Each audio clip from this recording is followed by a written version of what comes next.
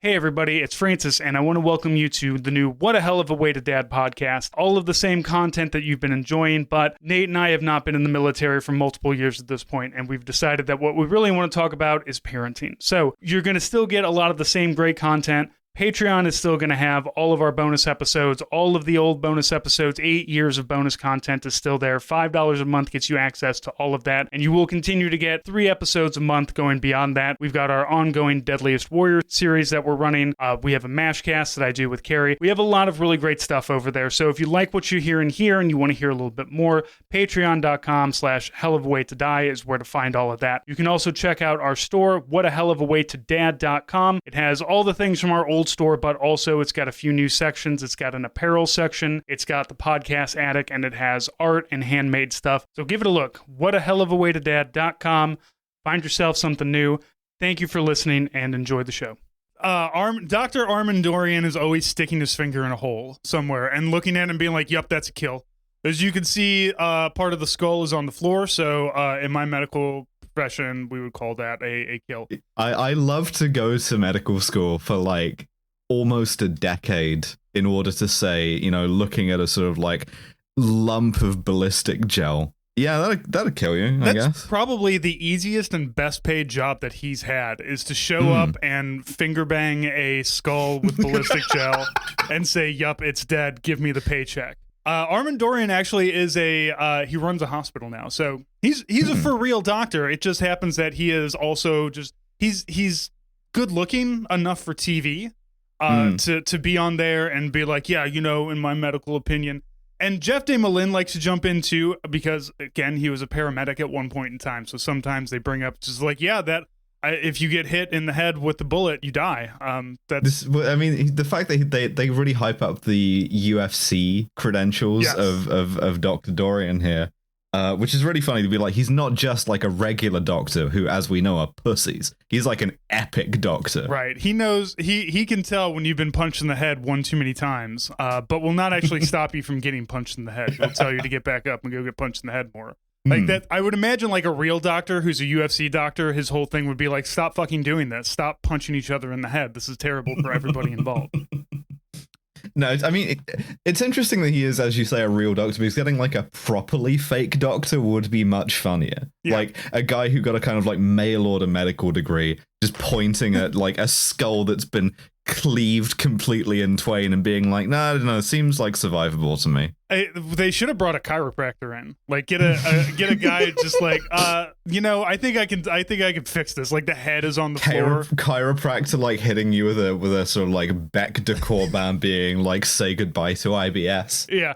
We're gonna fix your shattered aorta with a little pressure on your C-spine here. We'll be fine. Come on over here. Just doing maneuvers on a ballistic gel torso. And this is the real secret, is that chiropractors as a group would win Deadliest Warrior, because like as much as you want to talk about like Shaka Zulu or the Taliban or the Green Berets or whatever, like they fuck up fewer people's spines than chiropractors. Chiropractors are doing that shit constantly. And you know, Shaka Zulu didn't get paid to do it. Like people go to a chiropractor and put their money down and say, fuck me up, fam. And it's like unpredictable too. Like if you're just like in conversation with a Green Beret, you're probably not going to be you're not thinking like, oh, I'm going to die today. Whereas you go to a chiropractor's office, you don't know. Right. You know, maybe he'll be like, I got just the thing for that, you know, like sort of lower back pain, and then just perfectly tear off your entire head like Mortal Kombat. Exactly.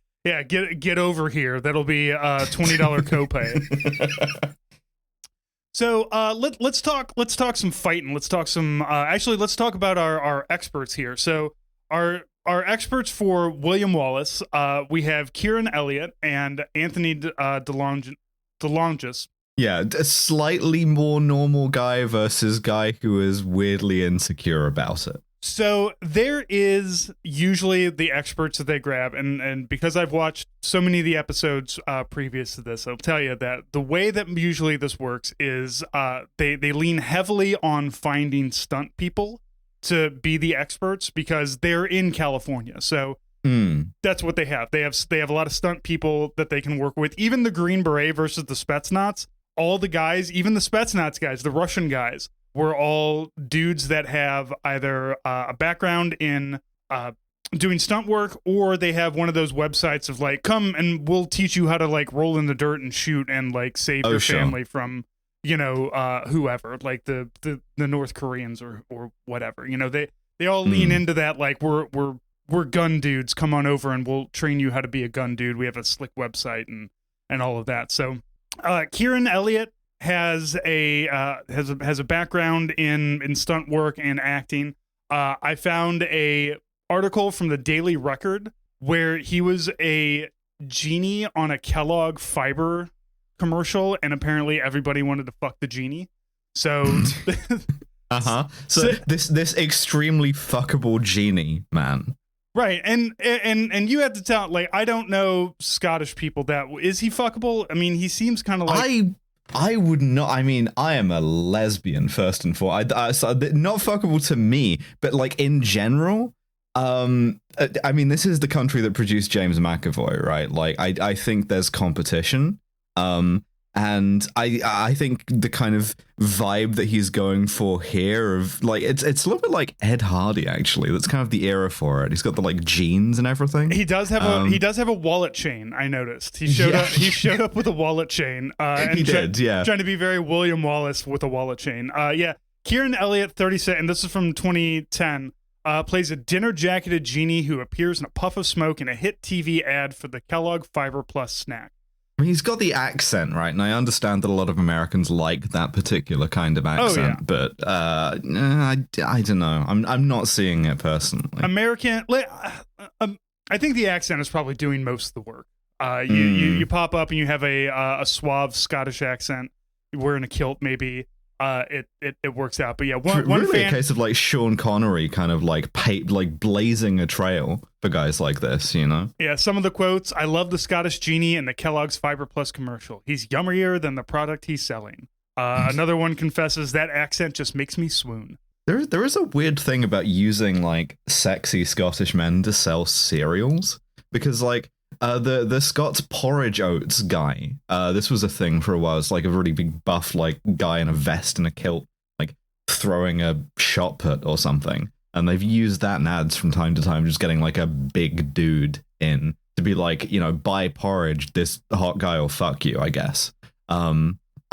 I personally, that's not really something that goes into the consideration of what breakfast cereals I'm buying, but you know, well, to each their own, I guess. Yeah, and the fact that this is specifically for fiber means that you're probably getting a brand of older lady for this. Ones who want to poop well, which is great. You know, there's always a lot of commercials. I don't know if they're still on these days. I don't watch commercials, but for yogurt for women who want to poop good. Activia or whatever.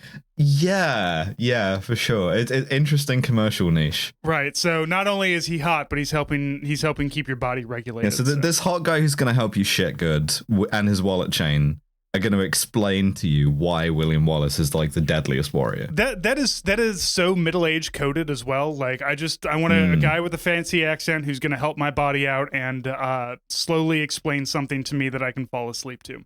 Anthony Jelonginus also has some background in history and stunt work. He didn't talk too much. It felt he's like Terminator X. He speaks with his hands, and by hands I mean like Claymore. You know, he's the swords guy. Exactly. He tries to do some shit talking, but he's kind of an older guy. So he's done a lot of voice acting and stuff. He was he was Marshall Lee Johnson in Red Dead Redemption. Yeah, he was in Masters of the Universe, the 1987 movie. He fights Patrick Swayze in Roadhouse. So he's a little older, but he's got the chops of, you know, getting I don't know, swinging the giant sword. He was also on scanning his Wikipedia page. He was Harrison Ford's whip trainer for Indiana Jones and Kingdom of the Crystal Skull. How do you get into being a whip trainer? Like, you just got to be a weird guy that's really into this kind of stuff.